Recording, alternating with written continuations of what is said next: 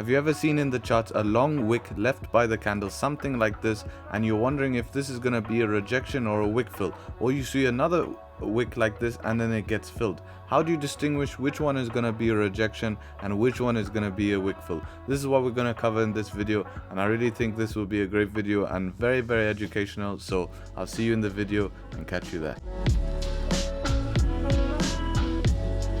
So before starting, as always, can we please support the YouTube algorithm and leave a like on this video? I can't tell you how much it helps, and I really do appreciate it, So if we can get 50 likes, that would be amazing, and I'd really appreciate that, and I think that would be an all-time high in recent days.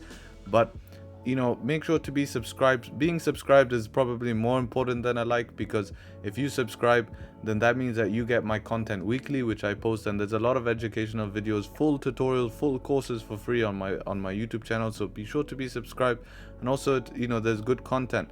And now the benefit is down below I have some groups, so if you have any questions about what we're doing or want to improve, you can directly contact me through these groups, right? And you can ask questions and get feedback. I'm not someone who's going to ignore your questions, so join the groups. And that being said, let's get on to the first thing, which is going to be, what is a wick fill, right? Or what is a wick, more importantly, because you guys have to understand, you need to look at candles backwards. So, first thing is we need to look at what is a wick. So essentially, when we have a candle like this, let's say on the 30-minute, that is leaving a long wick to the upside, something like this. On the lower time frames, what this actually is this is one bullish candle like so, with so it would be one bullish candle like this. So this, let's say this is the 15-minute here, and it would have one bearish candle next to it, leaving a small wick like this, and the candle would look something like that. And that is what is making this, right? So what you see on the chart now, what this wick here is actually a bullish candle with a bearish candle close to make a wick. But how do you know if this is a sign of rejection, that price wants to continue towards the downside, or if the next candle is going to wick down, continue up and fill this area? Because essentially this is now creating a clean candle, and we always talk about clean candles and how easily price can move, so it's a good area to trade. Make sure to check some of my videos if you don't understand that. But basically what it means is that if we have a clean candle here, price easily moved in the past, so in the future when we trade in those areas, we should get a clean move. But essentially a wick is also creating that clean move.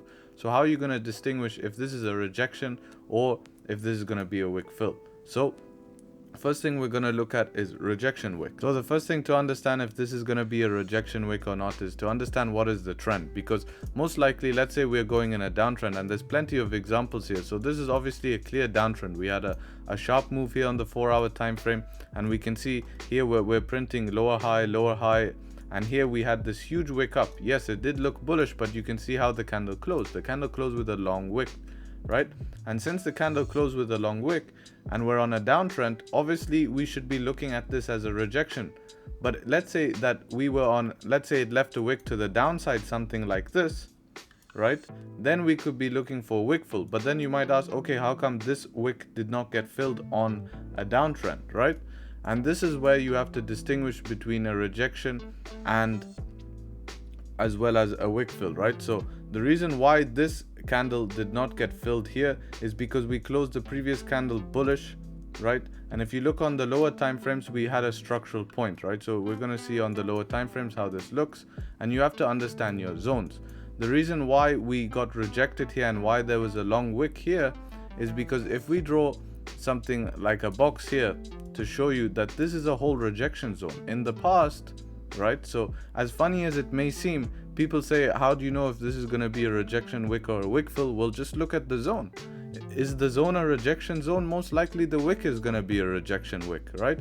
Because is it closing above this previous resistance? I always talk about candle closures and how important. You can see once we did close above this area here, yes, we did get a pullback, but this pullback could have been bought because you saw, okay, the price is ready. This is just how people get caught out in moves, right? You have to understand that, this is going a bit off topic, but just to prove you the point, this is a big move, so we should expect a pullback. But since this move got us out of this range, we can expect continuation, right? But as you can see, let me just clear all drawings here. So as you can see here, price failed to close above this zone. So that most likely on the 4-hour was a rejection wick. And this was the one where we saw it did not get filled. Why didn't it get filled? Because it was being filled into this complete support zone here. So how is the candle gonna be filled into a support zone? This is major support. This has been holding price for a long time.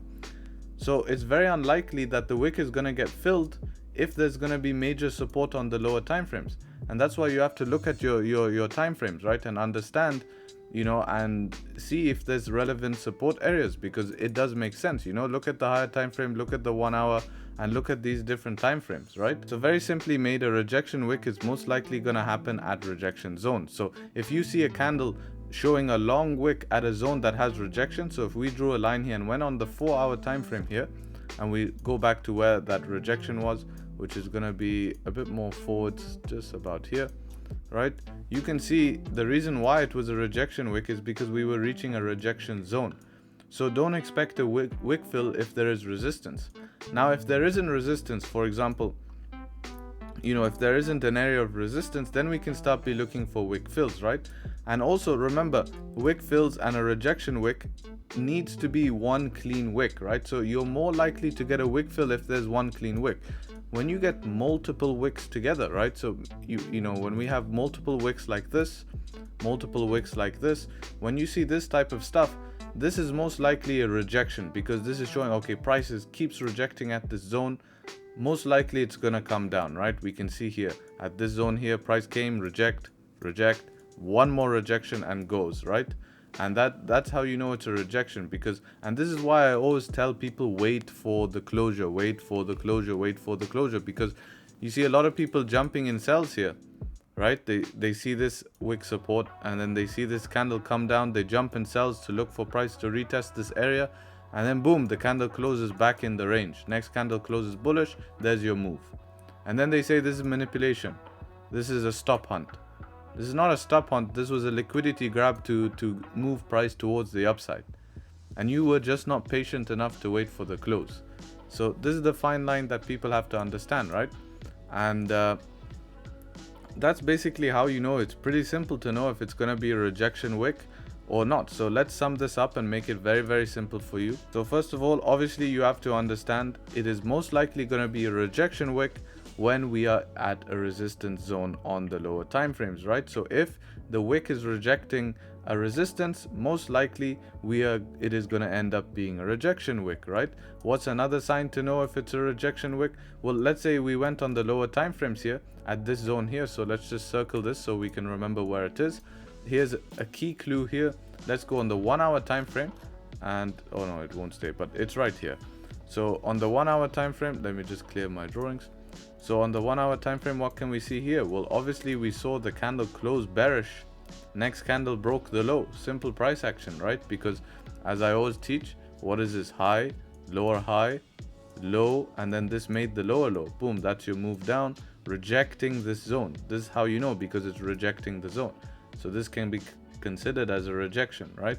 And you'll see probably on even lower time frames, if we go on something like a 15-minute in that zone, you will start to see how that it started to react. So where is that? So obviously 15-minute gave you this nice fake out towards the upside, but remember on the higher time frames the hour closed bearish.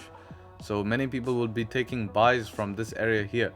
First of all, it did not break the top wick, so why were you taking buys? Second of all, we know it's rejection wick because of how the hour closed bearish. Hour closed bearish, don't be taking buys. Higher time frames are always stronger. But now that you're on the right side of the trade, here we have a nice support level, clean candles here.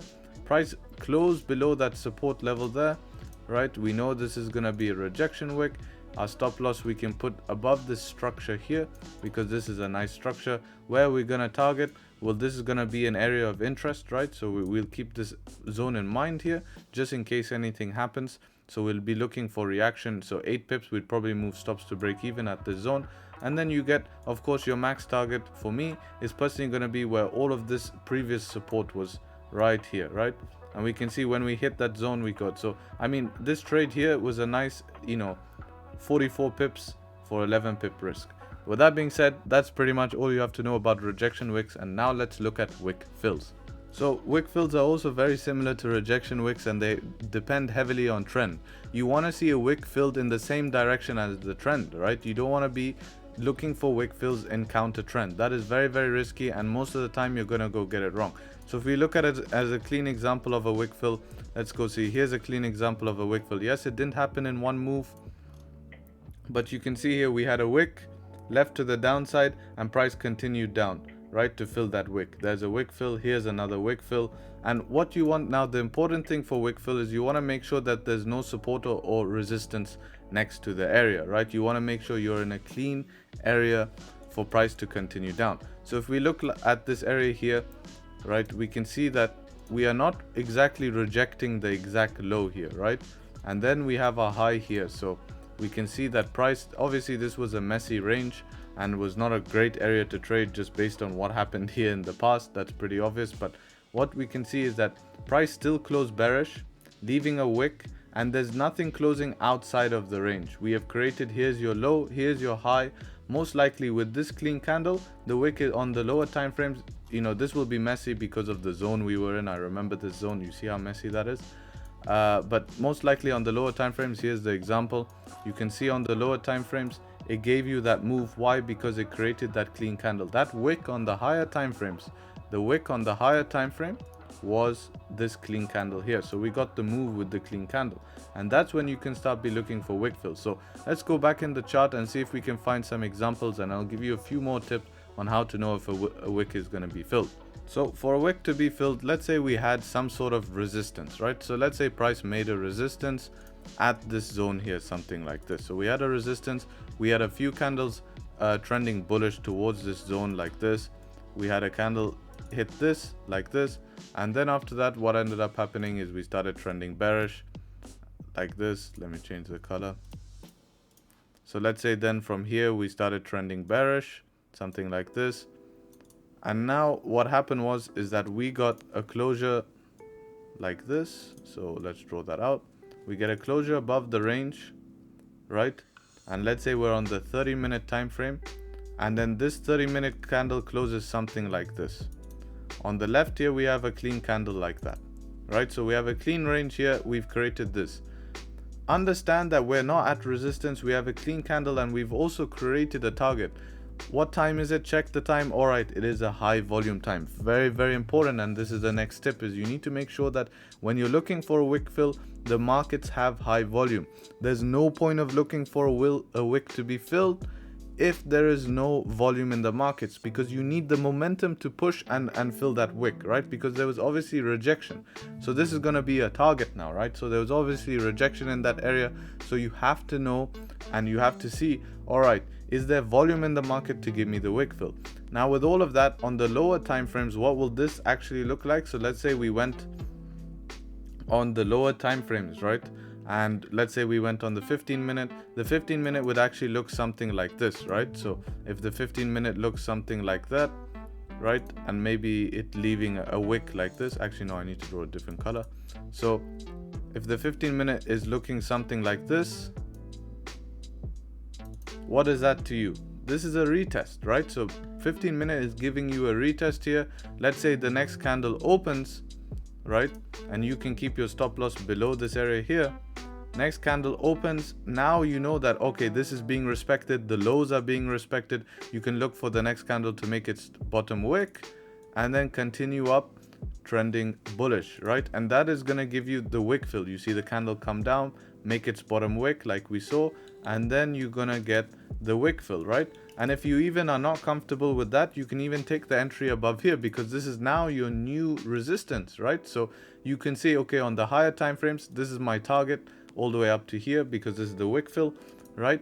And you can say to yourself, all right, now I know that this is my most recent resistance here. I'm not comfortable taking it, you know, just based on the wick fill, but now I know that if this is respected, if this area can remain respected, then I can look to take the position. And I've shown this on many videos about these positions, and this is just creating a support candle for you to continue bullish, right? So that is when you can look for a wick fill, and it's the same on a downtrend.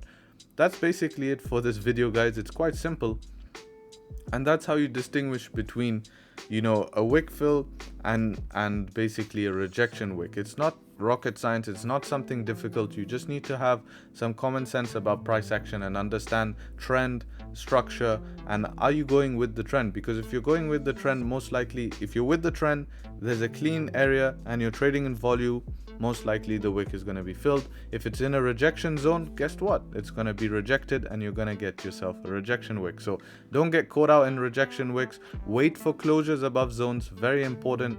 And with that being said, take care guys, trade sharp, and if you're still listening, leave a like. Peace.